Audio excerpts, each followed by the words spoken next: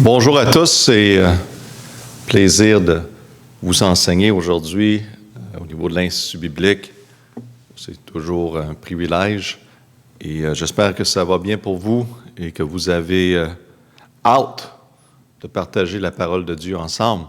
On va commencer avec prière, par la suite on va chanter ensemble. Père éternel, merci pour cette journée, merci pour l'opportunité que nous avons de regarder et étudier ta parole. Père, nous savons que le succès de la vie se trouve dans la parole de Dieu.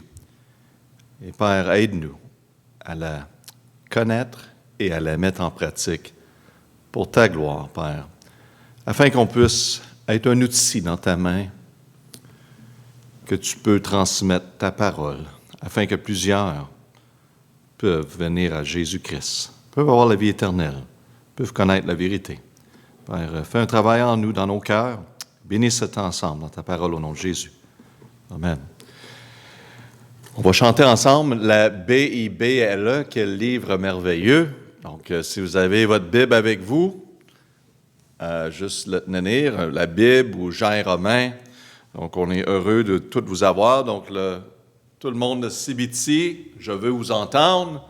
Brazzaville également et Pointe-Noire. Allons-y et on chante la Bible. Quel livre merveilleux! Et j'y tiens ferme, j'y crois toujours. La Bible. La Bible. Je vais demander à un des étudiants avertis de descendre ici. J'ai remarqué qu'il ne chantait pas de tout son cœur la Bible. Donc, on va chanter avec averti et Amen. Donc, Amen, averti. Yes, sir. Come on down. On y va. All right. La Bible. Quel livre merveilleux. Et j'y tiens ferme, j'y crois toujours. La Bible, la Bible. OK, on va rester ici, on va chanter ensemble. Lis ta Bible et prie chaque jour. Es-tu prêt? OK. All right. Lis ta Bible, prie chaque jour. Prie chaque jour, prie chaque jour. Lis ta Bible, prie chaque jour. Si tu veux grandir, si tu veux grandir, si tu veux grandir, lis ta Bible, prie chaque jour, si tu veux grandir. Amen. All right. Très bon, frère. Voilà Dieu. On va commencer une étude sur le sujet de la victoire comme chrétien. Beaucoup de chrétiens ont de la difficulté à vivre une vie chrétienne victorieuse. Une vie chrétienne victorieuse, c'est remporter la victoire à chaque jour de notre vie. Et non seulement une victoire ici et là. Malheureusement, beaucoup de chrétiens vivent une vie chrétienne remplie de défaites dans leur vie. Et comme chrétiens, le Seigneur Jésus-Christ habite en nous, nous sommes le temple de Dieu. Christ en nous, c'est notre espérance. Et nous avons la victoire en Jésus-Christ. Il reste à l'approprier. Il reste pour nous de le mettre en pratique parce que nous avons la victoire. Nous ne sommes pas en train de vivre, on n'est pas en train de vivre cette vie pour aller chercher la victoire. On a déjà la victoire comme chrétien. Il faut reconnaître cela et on va voir à travers les Écritures. Voyez-vous la différence et la perspective de ceux qui continuent à essayer de chercher Dieu pour atteindre la victoire? Mais il faut comprendre qu'on est déjà victorieux. Il reste à vivre comme nous sommes victorieux. Donc, maintenant que vous êtes sauvés depuis un certain temps, vous avez travaillé sur des leçons, bien sûr. On a fait ensemble plusieurs leçons à travers des semaines. Et une question à se poser, est-ce que j'ai la victoire Et soyez honnête avec vous-même. Est-ce que j'ai la victoire? Si votre vie spirituelle ressemble à des montagnes russes, continuelles, à cause des nombreuses défaites dans la vie, cette leçon n'aura pas pour vous une grande valeur. Mais l'étude ne suffira pas. Il reste que mettre les choses en pratique. Donc, il y en a qui pensent, parce qu'ils ont de la misère dans la vie, on doit s'éloigner de la parole de Dieu jusqu'à temps qu'on met les choses en règle dans notre vie. Moi, je suis ici pour vous dire, si vous avez de la misère, restez proche de la parole de Dieu. Restez proche. Mais pasteur, oui, je veux m'engager, mais j'ai un problème ici, j'ai une situation, j'ai un problème de drogue, j'ai un problème d'alcool, j'ai un problème avec l'argent, j'ai un problème, peu importe c'est quoi, restez proche de la parole de Dieu et la parole de Dieu va faire un travail en vous. Et soyez honnête à vous-même aussi. On n'est pas ici pour juste jouer l'Église et jouer la religion et mettre un masque religieux.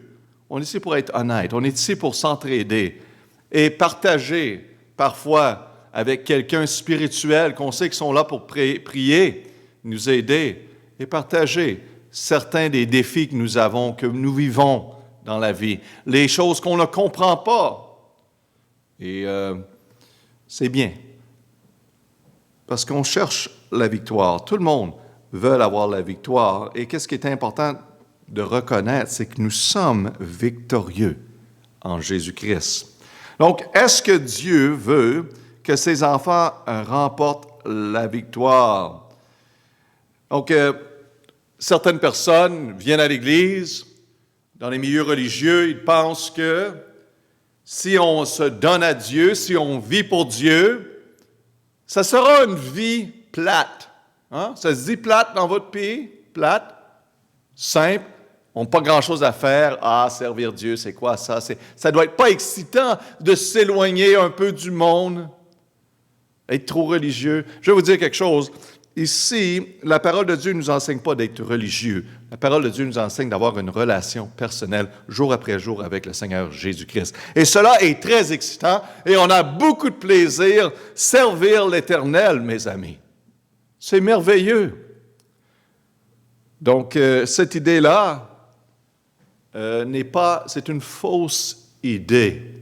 Et malheureusement, la religion a mis une mauvaise image. Mais la parole de Dieu nous montre que servir Dieu, c'est quelque chose de merveilleux. Quelque chose qui change des vies. De voir des vies changer, des personnes avancer dans la vie, moi, je trouve ça merveilleux. Amen. C'est pour ça que j'aime bien l'implication, comme au Congo pour notre Église, de voir des vies changer par la parole de Dieu, investir dans la vie d'une autre personne, c'est merveilleux. Ça, c'est beaucoup de plaisir. Hein? C'est mieux que faire un but au football. Servir l'Éternel, c'est excitant de voir des vies transformées, changer. Donc, selon Jean 10, le Seigneur veut que j'ai une vie. Quelle sorte de vie que le Seigneur veut que nous avons? Dans Jean 10, le larron ne vient pas que pour dévorer, tuer et détruire, mais moi, je suis venu pour que mes brebis, Jésus dit, aient la vie et qu'elles soient dans l'abondance de la vie. Donc, le Seigneur est venu qu'on ait une vie abondante. Et je sais qu'il y en a plusieurs qui veulent utiliser ça pour dire que si vous donnez à Dieu, vous allez avoir beaucoup d'argent. Non, c'est pas ça. L'abondance se trouve d'avoir la plénitude de Dieu, être un outil de Dieu, de servir l'Éternel. Et oui, si Dieu vous permet d'avoir certaines choses, c'est merveilleux. Mais ces choses-là, c'est tout secondaire.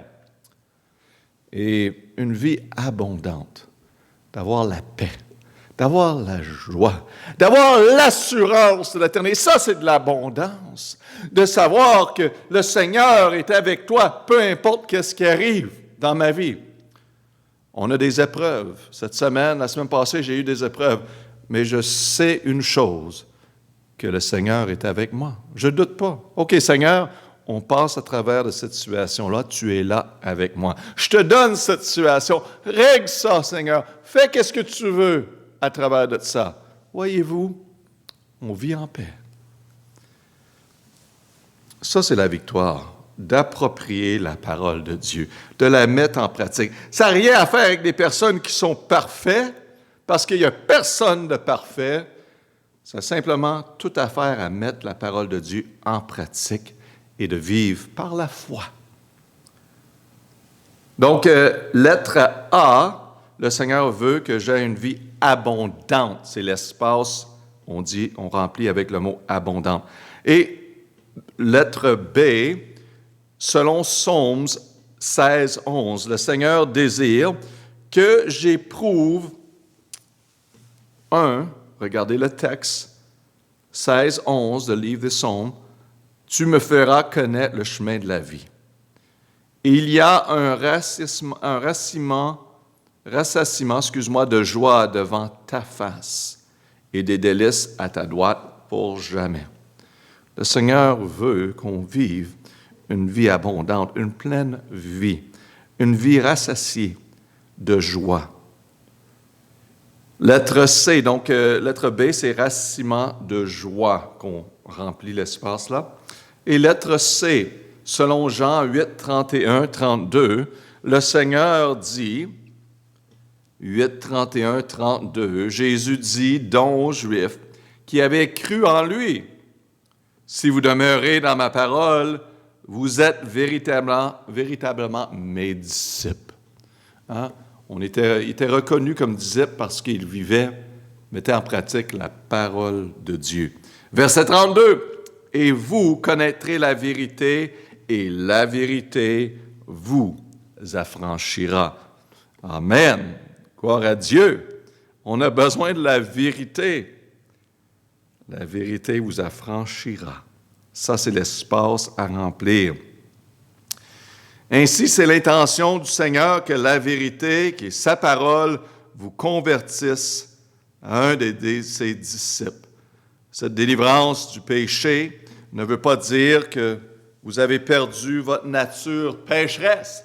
Hein, le fait que nous sommes sauvés, nous avons Jésus-Christ dans notre vie. Oui, nous sommes pardonnés de tous nos péchés, passés, présents, futurs.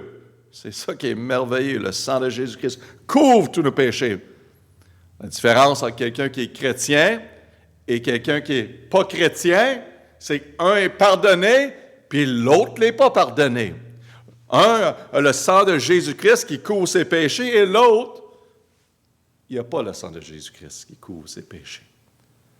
Voyez-vous, d'être sauvé, d'être né de nouveau, c'est tellement essentiel. Pour la vie éternelle, il n'y a pas d'autre moyen. Donc, même pour un chrétien que ses péchés pardonnés, on reconnaît que nous ne sommes pas parfaits, que nous avons des défis quand même, et qu'on doit vivre notre vie.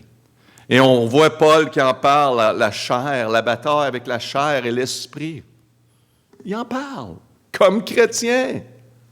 Oui, à travers de tout ça, nous pouvons être victorieux. Nous pouvons choisir l'esprit. Tu dis, pasteur, oui, mais j'ai tombé à terre, j'ai fait quelque chose, j'aurais dû pas. Lèvez-vous, la Bible dit. Confesse devant Dieu. Seigneur, j'aurais dû, c'est pas correct, donne-moi grâce et force pour faire ta volonté ici, pour choisir, faire la bonne décision. Et on se relève et on avance. C'est ça qui arrive avec le juste. Il va tomber parfois, mais il se lève. L'Esprit de Dieu est en nous pour nous aider. Donc Romains 6, 14 nous dit, « Car le péché ne dominera pas sur vous, parce que vous n'êtes point sous la loi, mais sous la grâce. » Donc il dit qu'il ne dominera pas sur vous. Vous êtes contrôlés. Vous n'avez plus le choix. Maintenant, vous pouvez choisir l'Esprit de Dieu. Vous pouvez choisir la parole de Dieu, la vérité, au lieu de la chair. Mais ça dit que le péché n'a plus pouvoir sur vous. C'est quelque chose, n'est-ce pas, comme chrétien? Pensez-y, il faut approprier la parole de Dieu et dire, « Hey, péché, tu n'as plus le pouvoir, mais je peux choisir Jésus-Christ, je peux choisir de vivre selon l'Esprit de Dieu. » Donc, lettre D, est-ce que la volonté de Dieu, que j'ai une vie victorieuse? Absolument. J'ai entendu des fois des personnes dire, « Ah, moi comme chrétien, j'ai une vie misérable, puis c'est la vie que Dieu a pour moi. » Non. J'ai une vie de... Dieu choisit que je vive dans la pauvreté, puis ci, puis ça.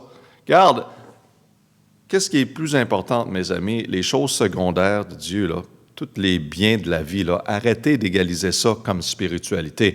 Lui, il y a ci, il y a ça, donc il est spirituel. Ça n'a rien à faire avec spiritualité. C'est de vivre dans la volonté de Dieu, c'est la richesse. Vivre simplement la vie victorieuse qui est appropriée. Victorieux, approprier la parole de Dieu, la mettre en pratique jour après jour, c'est victorieux. On ne parle pas de perfection, on parle de combattre le combat chaque jour. Reconnaître que Dieu est en charge, qu'il est en contrôle, on vit dans la victoire que nous avons déjà en Jésus-Christ. Les échelons, ici, la section que vous devez gravir pour apporter la victoire. Ici, ça dit, afin de vous diriger vers une vie victorieuse, vous devez comprendre les étapes pour la franchir. Donc, le diagramme ci-dessus vous aidera. Je veux bien simplement dire, encore une autre fois, que nous avons déjà la victoire en Jésus-Christ. Maintenant, on parle de comment l'approprier, comment la mettre en pratique, comment reconnaître cette victoire que nous avons comme enfants de Dieu. La deuxième page, la Bible vous apprend que vous devez faire face à 3 ennemis. Et chacun veut voler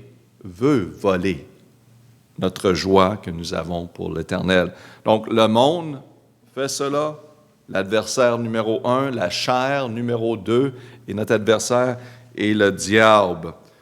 Nous allons maintenant prendre chacun de ces ennemis et appliquer les 4 étapes vers la victoire. Donc, identifier l'ennemi, c'est la première étape que nous allons voir ensemble à travers de chacun de ces ennemis-là. Comprendre votre ennemi et bien sûr réaliser les moyens, étape 3, que Dieu a mis à votre disposition pour la victoire. Et numéro 4, simplement le mettre en pratique. Amen. Comment avoir la victoire sur le monde? Aujourd'hui, nous allons parler au sujet du monde. La semaine prochaine, ça sera la chair et le diable. Mais premièrement, la victoire sur le monde. Donc, la première étape, identifiez votre ennemi. Identifiez que le monde est un ennemi. Et lorsque la Bible parle du monde, dans le contexte de ce qui s'oppose à vous, elle ne fait pas référence à la création de Dieu, le monde en tant que tel, mais elle parle du système de ce monde, géré par les personnes, les philosophies, les idées, l'idéologie de ce monde et les choses desquelles qu'il croit, qu'il met confiance. Donc, le système du monde qui est organisé sur des principes égocentriques, des motifs inacceptables, des normes indignes de Dieu, lequel qui s'oppose à Dieu et qui s'oppose à les choses de Dieu. Et mes amis, nous sommes dans un monde où la majorité s'oppose à Dieu. Veut pas, c'est la réalité. Jésus a dit dans Jean 18, 36, si vous regardez dans Jean 18, 36, la Bible nous dit bien, Jésus répond, « Mon royaume n'est pas de ce monde. Si mon royaume était de ce monde, mes serviteurs combattraient afin que je ne fusse pas livré aux Juifs, mais maintenant mon royaume n'est pas d'ici-bas. » Donc, ce n'est pas le royaume de Dieu, parce que le monde, le Seigneur a donné l'adversaire un certain temps, n'est-ce pas? Et on voit qu'il fait son travail dans ce monde. Dieu est en charge, Dieu est en contrôle, Dieu limite qu'est-ce que l'adversaire peut faire, parce que si ce serait tout lui qui gérait l'adversaire, qui aurait liberté de faire ce qu'il veut faire et nous, bien sûr, s'assurer que tout le monde soit détruit. Mais non, il est limité, mais il est le Dieu de ce monde. Le diable est. Donc, c'est pour un certain temps. C'est pour ça que Jésus dit, mon royaume, numéro 1, n'est pas de ce monde. Mon royaume n'est pas ce monde, de ce monde. Et par la suite, la page suivante, page 3, Jésus a dit que le système du monde, regardez bien dans Jean 15, 18, « Si le monde vous haït, sachez qu'il m'a haï avant vous. » C'est ça que Jésus dit. Ils m'ont haï. Donc, soyez pas surpris si vous prenez mon nom et si vous êtes chrétien, si vous me confessez, que le monde va vous haïr. Et ça, vous le savez, mes amis. On peut parler de n'importe quoi, mais quand on parle de Jésus-Christ, non, on ne veut pas entendre ça. Voyez-vous, le monde l'haït parce qu'il est la vérité. Parce que s'il reconnaît comme la vérité, donc il doit se soumettre à lui qui est la vérité, à la parole de Dieu. Ça va changer leur vie. Mais qu'est-ce qu'ils ne réalisent pas? Ça va les changer pour le mieux. Jésus dit que le monde, le système du monde, numéro 2, haït, A-H-A-I-T, le chrétien avec autant de haine qu'ils l'ont eu envers lui-même. Numéro 3, Jésus a aussi dit que les croyants ne sont pas de ce monde. Regardez dans Jean 15, 19. Donc, remplir l'espace, là, ça dit monde. Jean 15, 19, la Bible dit, « Si vous étiez du monde, Jésus dit, le monde aimerait ce qui est en lui. Mais parce que vous n'êtes pas du monde, mais que je vous ai choisi dans le monde, c'est pour cela que le monde vous haït. » Donc, dans un sens, c'est le Seigneur qui nous a sortis de ce monde. On l'a reconnu comme Seigneur Sauveur. C'est comme une péri. On est sauvés. Il nous a pris parmi ce monde. Et tous ceux qui reconnaissent Jésus-Christ, qui confessent, qui le reçoivent, Seigneur, nous sort de ce monde. Ce n'est pas notre monde ici. On a un monde qui nous attend. Amen. On doit vivre dans le monde, mais on ne doit pas faire partie du système de ce monde. Vous reconnaissez? On n'a pas besoin de s'éloigner du monde. Non. On est ici, placé dans le monde pour aider le monde et diriger le monde vers Jésus-Christ. C'est la raison de laquelle nous sommes ici. On voit ici dans Jacques 4.4, numéro 4 ici, Jean 4.4, pour un chrétien d'être mondaine remporte seulement à, regardons, hommes et femmes adultères, ne savez-vous pas que l'amour du monde est une inimitié contre Dieu? Donc, l'inimitié contre Dieu. Qui voudrait donc être ami du monde se rendra ennemi de Dieu. Oh, pasteur, je veux vraiment que le monde me reconnaisse comme quelqu'un de grand et de bon. Non, on ne veut pas l'approbation de ce monde. On veut l'approbation de notre Dieu. Inquiétez-vous pas, Dieu sait où vous êtes. Cherchez Dieu et non l'approbation de l'homme, mes amis. Oh, mais si je fais ci ou je fais ça. Non. On est ici pour plaire Dieu. Et Dieu va faire le reste. Si Dieu veut vous apporter ici, devant ces personnes-là, vous apporter dans une position d'autorité, Dieu va le faire. On cherche Dieu. Donc, on voit ici l'opposition entre Dieu et l'amour de ce monde. Numéro 5, à la lumière de ces saintes Écritures, pensez-vous qu'il y a un point commun entre Dieu et la valeur du monde sur lequel un croyant peut s'appuyer. Est-ce qu'il y a un point que Dieu et le monde peuvent s'entendre ensemble et venir ensemble? Ah, il y en a qui pensent, qui essaient d'apporter tout le monde ensemble. Non, les deux sont à l'opposé. Cela est impossible. C'est non, non, non. Et l'homme doit se soumettre à les termes de Dieu. Ce n'est pas à l'homme d'établir ses propres termes. Les termes sont déjà été établis par Dieu lui-même. Et c'est à l'homme de se soumettre à cela. Matthieu 6, 24, Jésus dit bien, nul ne peut servir 2 maîtres. Ce n'est pas un et l'autre. On ne peut pas avoir, non. Car où il ira l'un et aimera l'autre, où il s'attachera à l'un et méprisera l'autre, vous ne pouvez pas servir Dieu et Mammon. Mammon parle de les richesses.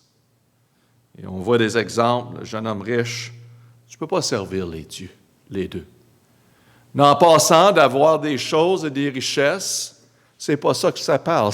C'est que l'homme qui se donne à servir, qui est contrôlé, manipulé par les richesses. Il dit qu'il sert Dieu, et en réalité, il sert ses richesses. Donc, on voit ici que ce n'est pas un ou l'autre. Il n'y a pas une façon d'avoir un milieu duquel qu'on peut se donner à ce monde et servir Dieu. Ça ne marche pas. C'est un ou l'autre. Selon 2 Timothée 4, 10, la Bible nous parle, car Démas m'a abandonné, ayant aimé ce présent siècle. Il est parti pour Thessalonique, Chrétien pour la Galatie et Tite pour la Dalmatie. Donc, ici, je veux être certain qu'on comprend un peu le contexte et on peut avoir un peu d'opinion, mais ici, ça dit que Démas m'a abandonné. Il a abandonné Paul et il était en mission et pour telle quelle raison ici, ça dit qu'il est quitté, qu'il est retourné à certaines choses, à les choses du présent siècle, peut-être les choses du monde. Personnellement, je crois que ici, Démas était sauvé et oui, abandonné pour un certain temps. Peut-être il y avait de la pression, il était dans le ministère, il a dit, regarde, c'est assez cela, là. Je vais retourner où j'étais. Pas nécessairement, ça ne dit pas qu'il a vraiment abandonné Dieu, OK? Qu'il abandonnait vraiment la mission ici. Et donc, c'est juste pour dire, c'est facile pour les chrétiens, quand on ne regarde pas la bonne perspective, qu'on s'éloigne de la parole de Dieu, puis on regarde à nous-mêmes, d'abandonner des choses desquelles qu'on devrait tenir de tout cœur et réaliser pourquoi on fait qu'est-ce qu'on fait. Vous venez pas à l'Institut biblique pour plaire à tout le monde ici et là, non. Vous venez ici à l'Institut biblique pour plaire à Dieu. Et c'est votre but et c'est votre raison. Et votre vie va être changée. Puis je vous garantis, dans 1 an, 2 ans, 3 ans, vous allez témoigner que peut-être vous êtes venu à une place comme l'Institut biblique, vous êtes venu à une église qui enseigne la parole de Dieu et au début, c'était vraiment bon. Je ne sais pas pourquoi, mais je veux voir qu'est-ce qu'il y en est ici. Et la parole de Dieu, à travers des temps, vous a transformé, vous a changé.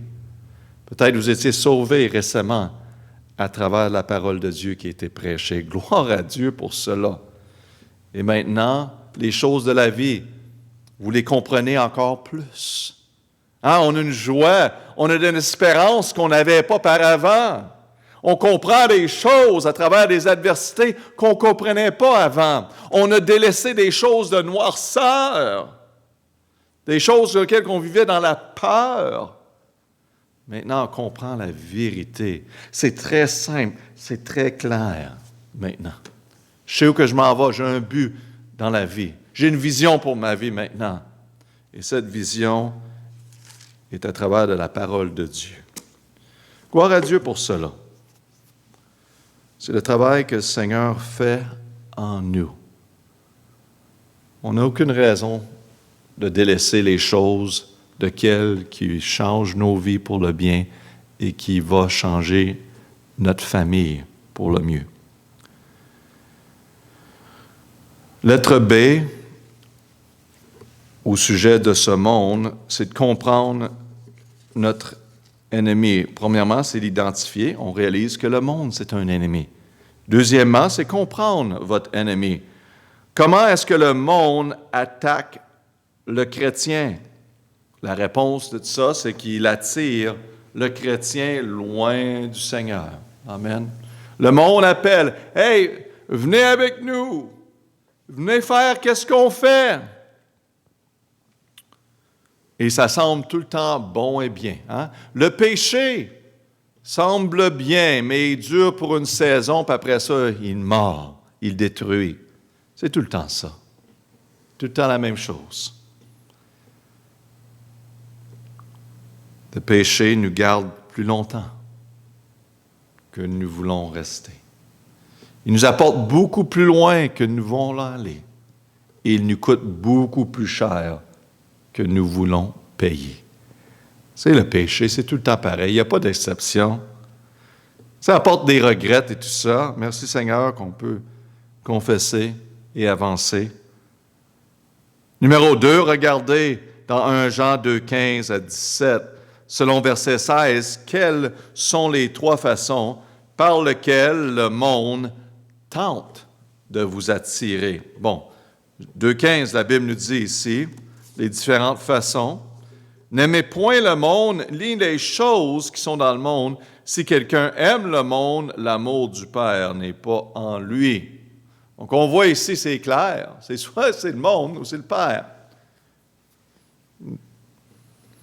Jean 2,16, car tout ce qui est dans le monde, voici les 3 ici, la convoitise de la chair. Hein? Moi, je dois avoir ça. Ah, je dois avoir ça. Peu importe, à tout prix, je vais avoir ça. La convoitise de la chair, la convoitise des yeux et l'orgueil de la vie ne vient point du Père, mais du monde. Donc, on a les 3 choses ici mentionnées, que ces choses ne viennent pas du Père. C'est les choses qui nous attirent. Selon le 15e verset, qu'est-ce que le monde veut gagner de vous? Le monde veut simplement prendre mon amour. L'amour que j'ai pour le Seigneur. Ils veulent tout l'apprendre. Ils veulent que je donne toute mon énergie vers les choses de ce monde. Mes amis, on a beaucoup de choses dans ce monde. Et comme chrétien, il faut reconnaître qu'est-ce qu'un chrétien doit faire partie et doit s'éloigner. Il y a des choses qui ne sont pas pour nous comme chrétiens, comme hommes qui sont mariés, comme femmes qui sont mariées. On est mariés, on est une femme, un homme. Si vous n'êtes pas marié, vous êtes bibliquement, on doit être ensemble par le mariage. On n'a pas des relations physiques hors du mariage, bibliquement. Et vous dites, pasteur, ben moi, c'est la première fois que j'entends ça. Mais c'est biblique, c'est bien, pensez-y. On ne veut pas vivre des vies de regret. Vous ne savez pas qu'est-ce qui se passe dans le cœur des personnes à travers des relations immorales et toutes ces choses qui se passent. Mais pasteur, c'est notre culture. C'est là qu'on doit mettre la parole de Dieu en pratique. Parce que peu importe de quelle culture, il y a tout le temps un défi avec la culture et la parole de Dieu. Il y a tout le temps un conflit. C'est là qu'on doit choisir la parole de Dieu au-dessus de la culture avec un conflit. Donc, vraiment, la difficulté, et le défi, c'est l'amour. Un veut attirer notre amour et l'enlever, ou qu'on n'a plus ce grand désir pour l'Éternel, éteindre le feu que nous avons pour l'Éternel. Et c'est ça que le monde veut faire. Donc, reconnaissez cela. Reconnaissez vos limites. Amen. On est dans le monde, OK? On ne peut pas s'éloigner de tout, puis je veux pas. Je t'ai impliqué avec plusieurs personnes qui pensent différent, qui agissent différent. Il y a des endroits que je ne vais pas comme chrétien. Je ne vais pas là. Mais je vais quand même témoigner à ces personnes-là, puis essayer de les aider, puis les encourager. Comme j'ai dit, on a beaucoup de joie à servir l'Éternel, on a beaucoup de plaisir. Donc, comprendre notre ennemi, son but, c'est d'aller chercher notre amour. Lettre C, remarquez le moyen que Dieu a mis à votre disposition pour la victoire. Incroyable ici, dans Jean 16, 33. « Je vous ai dit ces choses, Jésus dit, afin que vous ayez la paix en moi. Vous aurez des afflictions dans le monde, mais prenez courage. J'ai vaincu le monde. Nous sommes victorieux en Jésus-Christ. » Il dit, garde, prenez courage. Là, même si vous avez des défis, on est du côté gagnant. Et on sera dans la victoire. Vous allez vraiment voir la victoire claire. Mais vous sommes victorieux. Je suis avec vous. Allez-y. Je vais vous dire, on vit tous des moments de difficulté, mais c'est merveilleux de savoir, pas seulement savoir, mais de mettre en pratique quand nous faisons face à les adversités. Je ne questionne pas mon Dieu. Honnêtement, je sais que Dieu est en charge et en contrôle dans ma vie. Je le vois agir dans les moments difficiles. Dieu, tu es en charge. Même c'est difficile, des choses qu'on ne comprend pas, Seigneur, par la foi, je sais que tu es en charge. Et cela, c'est tellement agréable d'avoir cette paix à travers des adversités. Au lieu d'essayer de contrôler, manipuler, penser que c'est de la faute de quelqu'un d'autre, ça ne serait pas arrivé si tu n'aurais pas fait ça, si tu aurais fait ceci, si tu aurais à demander à cette personne de faire des prières, puis faire ci, faire ça. Oh! C'est une vie misérable! On vit par la foi, on est un enfant de Dieu, et Dieu s'occupe de ses enfants. C'est simple. Et l'enfant doit faire confiance dans le Père. C'est tout. C'est tout. Arrêtez de vous casser la tête avec toutes les autres choses.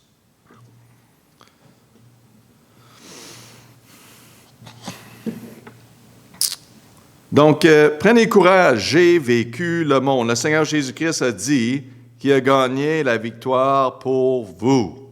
Amen. Lettre D, transportez la victoire de Christ dans votre expérience personnelle. Là, c'est important, ici. C'est là que ça devient significant, quand on le met en pratique, ces choses. C'est très bien de voir que le Seigneur Jésus a gagné la victoire sur le monde, mais vous et moi devons nous approprier cette victoire dans notre vie pour que nous puissions être des conquérants en Jésus-Christ. Donc, reconnaissez que vous êtes du côté de la victoire. Je suis victorieux. Amen. Je suis déjà dans la victoire. Je vis présentement dans la victoire parce que Christ est en moi. Donc, c'est de maintenir cette victoire. Et je veux dire, de maintenir cette victoire, c'est pas par faire des efforts pour essayer de gagner. C'est simplement mettre en pratique la parole de Dieu, reconnaître que nous sommes victorieux et mettre en pratique les principes bibliques. Mettre en pratique de s'éloigner de les principes de ce monde. On ne s'éloigne pas, on est dans le monde, mais la philosophie de ce monde et reconnaître la fausseté qui est enseignée.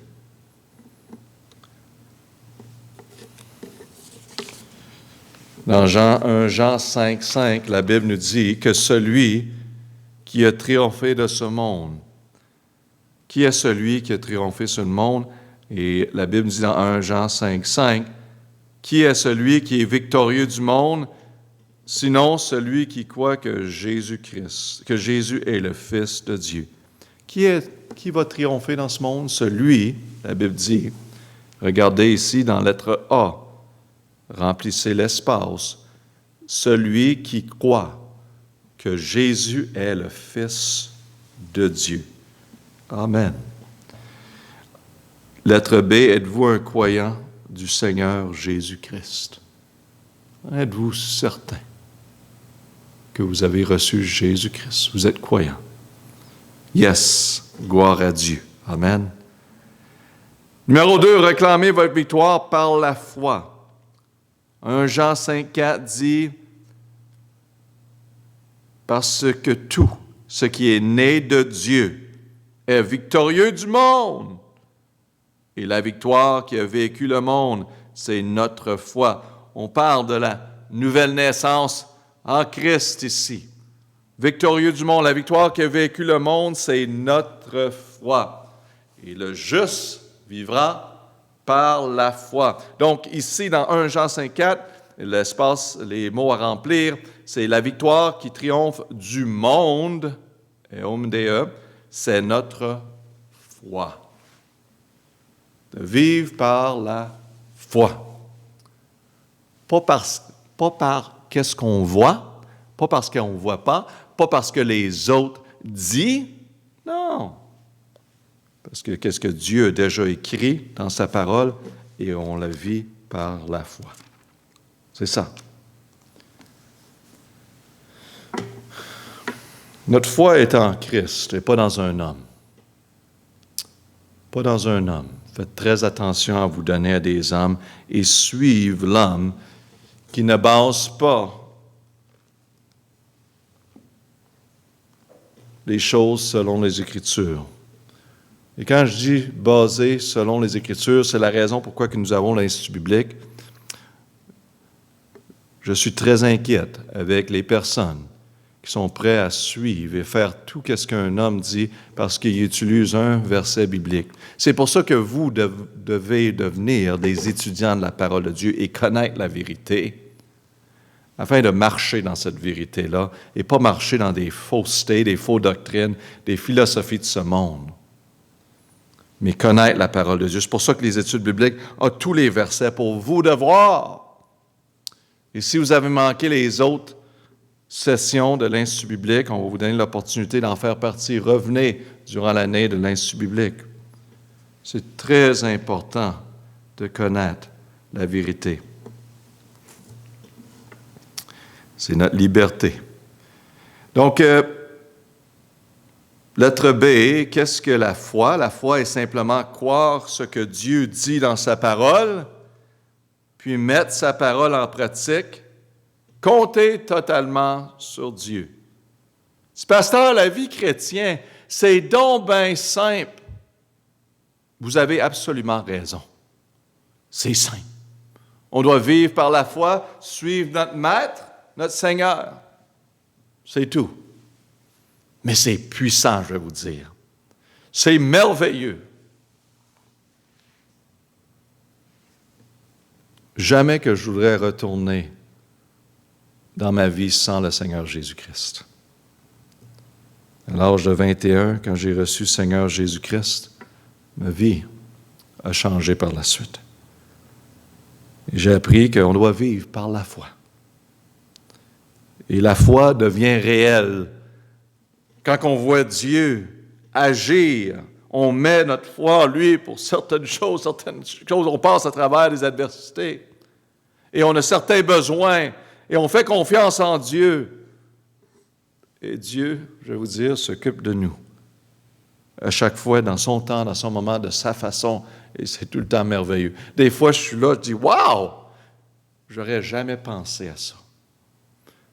Moi, je penserais, Seigneur, ça serait plus simple si tu ferais ça, ça et ça dans une journée. Et parfois, il l'a fait. Mais parfois, il décide de faire un détour. Et là, je comprends, puis je vois tout ça, puis je dis, ouais, c'est vrai. Ça, c'était la meilleure. Parce qu'à travers de ce détour-là, il a changé, puis il m'a utilisé. Et il y a des différentes vies qui ont été changées. Il a préparé le cœur de certaines personnes afin d'arriver ici et de voir cela se produire. Oh, qu'est-ce que Dieu fait est toujours parfait. Il reste à l'homme de faire confiance en Dieu par la foi.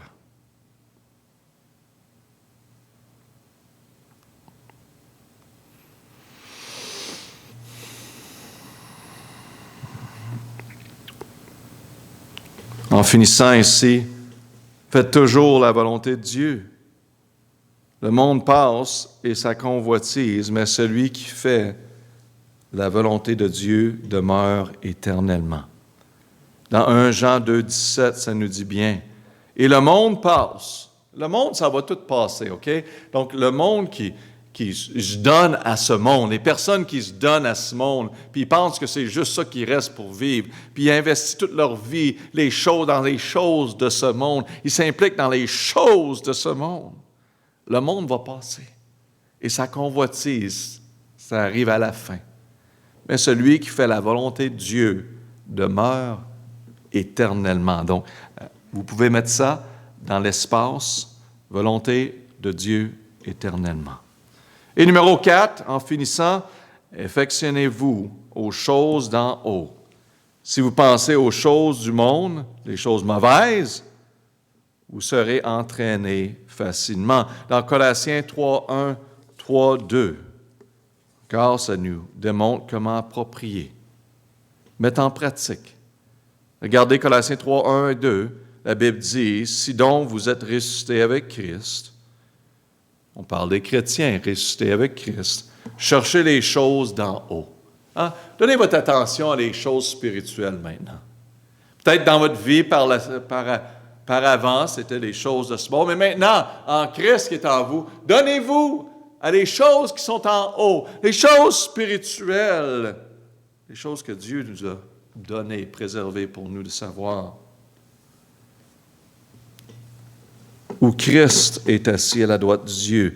Affectionnez-vous aux choses d'en haut et non celles de la terre. Donnez vos affections.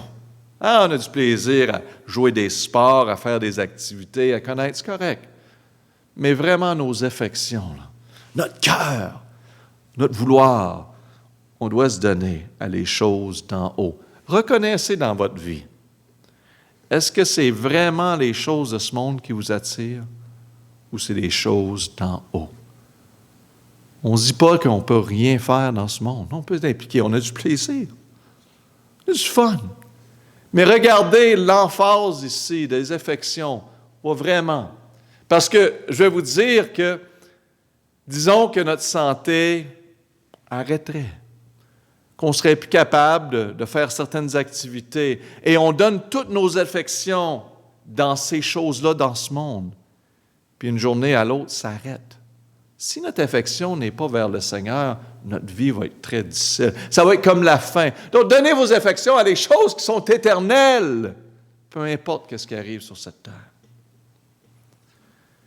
La Bible dit ici, dans Matthieu 6, 21, « Car où est votre trésor, là sera votre cœur. » Dans qu'est-ce que vous mettez de la valeur dans cette vie? C'est là que votre cœur va être. Désir de votre vie. Donc, c'est pour ça qu'on dit, mettez vos trésors, les choses d'en haut, qui soient en haut. Et le cœur va suivre. Il y en a que leur cœur, c'est dans les bicycles à gaz. Hein? Les fins de semaine, s'ils ont du temps libre, c'est ça qu'ils font. J'ai rien contre des choses comme ça. Il y en a que c'est des activités familiales, des sports, puis ils suivent ça à gauche et à droite. Il n'y a rien de mal avec les sports. Il n'y a rien de mal avec des bicycles. Il n'y a rien de mal avec des activités. Mes amis, on se donne tellement les choses de ce monde qu'on n'a plus de temps ou plus de place pour l'éternel. C'est pour ça que je dis que fais attention à ton cœur. Fais attention à ton cœur. Où tu investis ton cœur. Dans les choses de ce monde. Il y en a que c'est le travail. Oui, il faut avoir de l'argent. Il faut. Mes amis, on a un temps qu'on doit mettre de côté pour l'Éternel. Tous les jours, mettre un temps, prendre du temps avec l'Éternel. Les dimanches, à l'Église, l'Éternel. Car où est votre trésor? Là sera votre cœur. Donc, l'espace à remplir, lettre A, c'est chercher les choses d'en haut. Lettre B, affectionnez-vous. Et lettre C, trésor et cœur. Amen. On va prier, Père éternel, merci.